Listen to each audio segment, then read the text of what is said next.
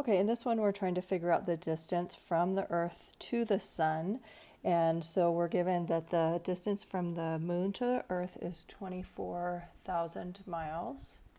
Oh, 240,000. Yikes, that would have really made a difference.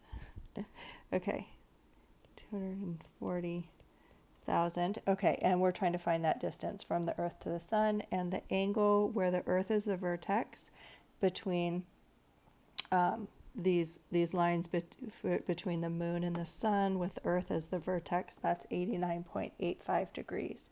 Okay, and when the Moon is half full, that creates a 90-degree angle between the Earth, the Moon, and the Sun right in here. So that's 90. Okay, so we can use, because we have a right triangle, we can use right triangle trig. So let's see, from the Earth, I have an adjacent side and a hypotenuse is what I want to try and find. So I'm going to use cosine. So cosine of 89.85 degrees is equal to the adjacent, which is 240,000, all over the hypotenuse, which is d. And then we can solve for d. Let's see, d would be multiply both sides by d,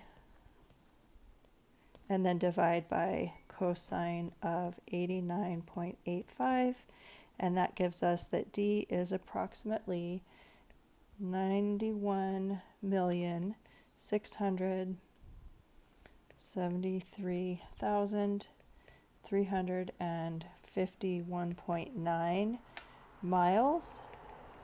And then the units that they're wanting us to use is millions of miles. So we go to our millions place and we round to one decimal, so 91.7 million miles.